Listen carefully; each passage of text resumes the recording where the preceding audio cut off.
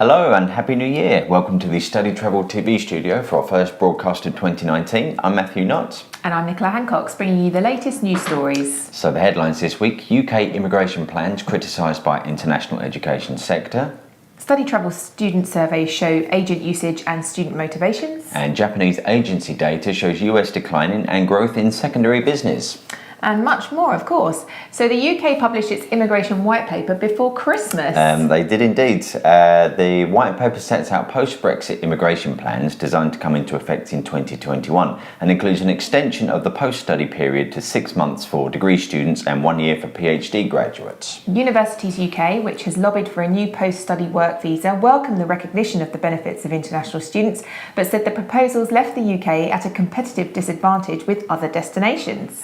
EU students will be incorporated under the same rules as non-EU students. The Higher Education Policy Institute said that 9 obstacles that don't currently exist are being introduced for EU students, and yet the major issues of tuition fees and access to loans were not addressed in the paper. Short-term EU language students will be treated as non-visa required non-EU students, but all visitors will need an electronic travel authorisation, and the government will not allow ID card travel, plans that were strongly opposed by Language School Association English UK. The government said it would consult on the paper over the coming year. Next up, a review of StudyTravel magazine's surveys of language students in 12 major destinations in 2018 showed that in all but one destination, the number of students that booked their course via an agent was higher than the number that initially found their programme through an agency. The largest differential was in Malta, where 44% of respondents initially found their course via an agent, but 71% booked with an agent. New Zealand and Ireland had similar differences, and overall, Australia had the highest rate of students reserving via an agent at 86%. Current or future work proved to be the main impulse for learning a language overseas and was the top motivation for students in 8 destinations, although further studies was the main reason for those in the USA and Germany, and for pleasure was the highest ranking motivation in France and Italy. To Japan now, where the number of students sent overseas by members of agency association JAOS contracted slightly in 2017, according to survey data seen by StudyTravel magazine, largely caused by a 5.5% drop to the most popular destination, the USA.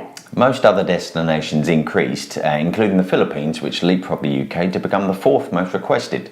Short-term language programs continued to be the main area of business, but there was an increase in secondary programs sold in 2017. And now for a roundup of some of the other stories. UK Language Courses, or UKLC, has launched its first year-round centre for juniors at the University of Chester, available for students aged 11 to 17. UKLC said the centre would significantly increase its capacity for groups such as mini-stays, PON and winter camps. Global Pathway provider Study Group has announced the extension of 3 of its UK partnerships with the Universities of Sussex, Huddersfield and Surrey. Study Group also became the first pathway provider to receive the new Office for Students registration, meaning students can access the same visa benefits as public sector university students during study. Staying in the pathway sector, Navitas has announced its 5% increase in its university pathway programmes for the 3rd semester of 2018 and has also unveiled a recruitment and marketing arrangement with James Cohen University in Australia. Language School Association Education South Africa has confirmed its executive committee for 2019 with Johannes Kraus continuing as chairperson. The association has also announced its first ever full-time CEO in the shape of Ryan Peters. Congratulations to them. Yeah. English language provider ELC Malaysia has opened a brand new Executive English Centre in central Kuala Lumpur, offering a range of business and combination programmes. And an official press launch for the 2nd Malaga Education Week has been held, which will showcase the city as a Spanish language destination through a series of events later this month, dovetailed with the ST Alfie Spain conference. And we will both see you there. We will. Thanks very much for watching. Goodbye. Goodbye.